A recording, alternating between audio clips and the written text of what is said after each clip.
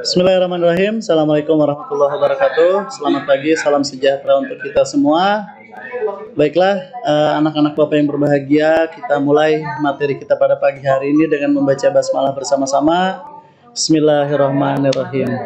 Oke, pada pagi yang berbahagia ini kita akan membahas tentang menyempurnakan hidup melalui pernikahan. Pernikahan pada dasarnya adalah merupakan jalan terbentuknya institusi keluarga. Jadi dinamakan keluarga itu ketika kalian sudah menikah. Nah, pernikahan itu apa sih pada dasarnya? Nah, pernikahan ini merupakan fitrah pribadi masyarakat. Dan adapun fungsi pernikahan ada 4. Di antaranya merupakan pilar kokohnya sebuah masyarakat. Kemudian kelangsungan hidup manusia dengan menikah kalian mempunyai keturunan. Kemudian dengan menikah terjaganya akhlak dan tata susila. Artinya mata kalian itu terjaga kepada salah satu pasangan kita. Kemudian terjadinya berlangsungnya proses pembentukan dan penanaman nilai atau akhlak. Jadi ketika kalian sudah menikah, kalian akan memberikan contoh bagi anak-anak kalian ataupun istri atau suami kalian. Menurut Quran surat An-Nisa surat keempat terkandung pesan indah dalam pernikahan, yaitu manusia tidak perlu gelisah dalam masalah jodoh. Dalam Quran surat Yasin dikatakan wa khalaqnakum azwaja, dan telah kami jadikan kalian itu berpasang-pasangan. Kemudian ada ketentraman batin dan kasih sayang hakiki yang dirasakan dalam pernikahan. Jadi setelah menikah itu makanya ada yang disebut dengan sakinah. Jadi sakinah itu ada ketenangan di dalam jiwa. Jadi tidak gelisah jiwanya. Oke, di depan kalian ada ketentuan pernikahan dalam Islam. Apa sih pernikahan itu? Jadi pernikahan itu adalah akad, ijab dan qabul. Ijab artinya menyerahkan pihak istri, pihak calon mempelai istri kepada suaminya, calon suaminya. Dan qabul adalah proses penerimaan. Suami menerima calon istrinya untuk menjadi istrinya. Itu adalah akad, ijab dan qabul, yang menghalalkan pergaulan antara laki-laki dan perempuan. Jadi awalnya pergaulan laki-laki dan perempuan itu haram. Tapi dengan pernikahan, makanya pergaulan itu menjadi halal. Yang bukan mahramnya jelas. Mahram itu tidak boleh kita nikahi. Di antaranya ibu, ayah, anak, begitu. Yang menimbulkan hak dan kewajiban masing-masing. Jadi setelah kalian menikah itu, kalian punya hak dan kewajiban masing-masing. Haknya apa? Suami misalnya harus memberikan nafkah kepada istri, sandang, pangan, dan papan. Istri wajib melayani suami. Begitu. Jadi punya hak dan kewajiban masing-masing. Dikatakan dalam Quran surat An-Nisa, "Fankihu ma qaba lakum minan nisa." Maka nikahilah perempuan yang kamu senangi. Bagaimana Pak Ustadz kalau ada perempuan yang kita nikahi tapi tidak kita senangi? Jadi jodoh terpaksa gitu. Ada nggak? Ada. Jadi ada jodoh yang terpaksa memang. Jadi bagaimana itu? Apakah kita senangi? Pada dasarnya ketika menikah itu akan tumbuh yang disebut dengan mawaddah, cinta. Nanti berproses. Yang awalnya nggak suka nanti akan suka secara proses seperti itu. Kemudian ada ketentuan pernikahan dalam Islam. Banyak hal yang harus diperhatikan dalam pernikahan. Yang pertama kesiapan fisik dan mental. Kemudian kematangan mental dan kepribadian. Kalau nggak siap jangan nikah. Tapi kalau siap ya nikah. Pak Usman siap nikah? Siap nikah. Calonnya nggak ada. Jadi memang kalau masalah mental dan kepribadian bagus. Oh, guru BK apalagi. Tarik sis.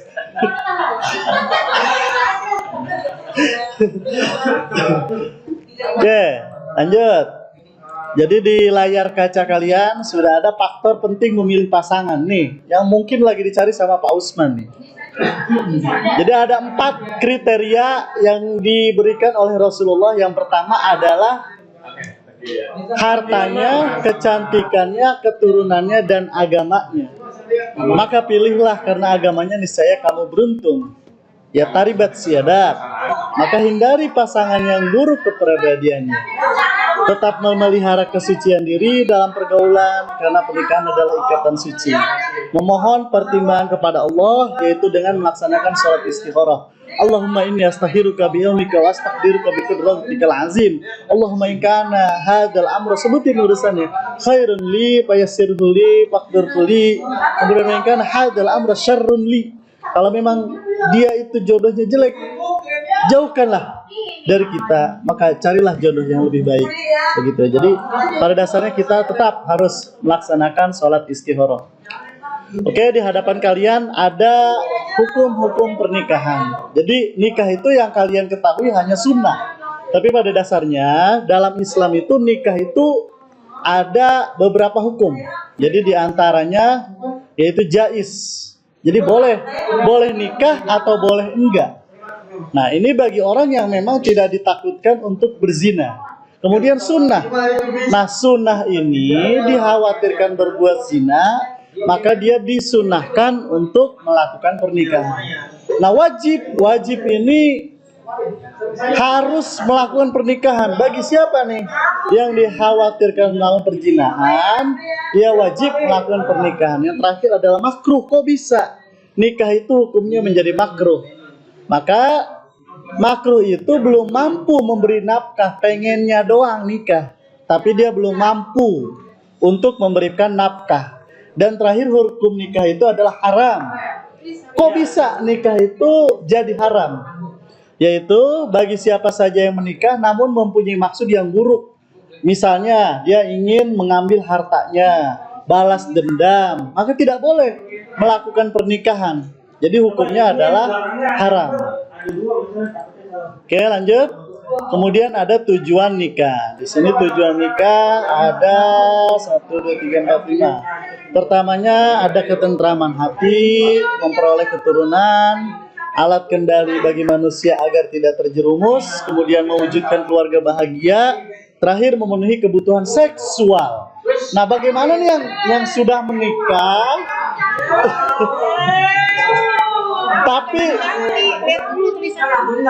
tapi tidak bisa memberikan nafsu seksual yang halal. Nah, bagaimana nih yang seperti ini nih? Kan pada dasarnya perempuan itu ada masa menopause. Jadi menopause itu ada tulisannya di sini. Ya, jadi pada dasarnya kita mempunyai kebutuhan tadi seksual. Kemudian rukun nikah, gampang. Rukun nikah ini ada calon suami, calon istri, wali perempuan, wali nasab, wali hakim, dan 2 orang saksi. Ijab dan qabul terakhir. Ketentuan pernikahan bisa dipelajari di sana, orang yang tidak boleh dinikahi. Kemudian hak dan kewajiban yang tadi Bapak sudah jelaskan, menjadi pemimpin, membimbing keluarga, memberi nafkah, bergaul dengan istri secara ma'ruf, memberi kebebasan berpikir, terakhir taat patuh pada suami, kemudian menjaga kehormatan diri, bersyukur atas nafkah yang diterima, terakhir membantu suami dan mengatur rumah tangga. Nah, ada kewajiban yang dilakukan berdua antara suami dan istri. Nah, yang pertama adalah memelihara dan mendidik anak. Jadi anak ini tanggung jawab bersama. Jangan anak ini tanggung jawab ibu atau tanggung jawab bapak. Kemudian harus berbuat baik pada mertua. Nah, bawa kue kalau lebaran, kalau gajian kasih mertua. Di sini kayak banyak tahanan mertua di sini. Teman muda, ada teman muda. Kemudian ada setia dalam hubungan rumah tangga, kemudian membantu keduanya. Kalau tanggal tua gimana, Pak? Nah, di sini sudah kalian lihat ada hikmah pernikahan. Hikmah pernikahan, jadi hati kita ini menjadi tentram, tenang. Yang tadinya gelisah, anak muda itu bawaannya galau, sedih. Nah, setelah menikah itu hatinya tenang, menenangkan pikiran, melegakan perasaan. Kemudian menyalurkan hajat fitrah biologis yang tadi hubungan suami dan istri. Membina silaturahmi kedua keluarga, nggak boleh berantem. Kakak ipar, adik ipar, mertua, kemudian semuanya dah harus kita sayangi. Jadi jangan keluarga dia atau keluarga kita. Jadi kita harus rukun dan akur. Terakhir, menghindari diri dari penyakit kelamin yang merusak fisik, mental, serta terhindar dari krisis moral dalam masyarakat. Oke, hal-hal yang berkaitan talak. Oke, talak.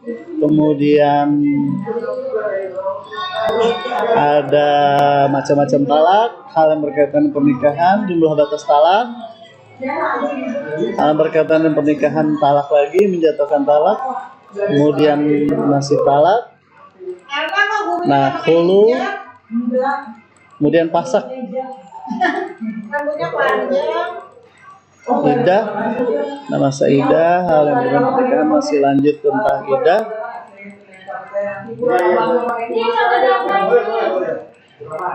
Nah ini, jadi perkawinan itu sudah diatur dalam Undang-Undang Nomor 1 Tahun 1974. Ya. Kemudian tujuannya ada batas-batasan poligami diatur juga. Ya. Jadi yang kalian ingin niat berpoligami ada nih aturannya, nggak boleh sembarangan. Ya. Hak kedudukan wanita dalam keluarga, hak wanita dalam keluarga. Oke, Bapak rasa cukup. Nanti kita lanjutkan lagi. Mudah-mudahan bermanfaat materi kita pada pagi hari ini. Jagalah kesehatan, tetap semangat. Kurang lebihnya mohon maaf. Assalamualaikum warahmatullahi wabarakatuh.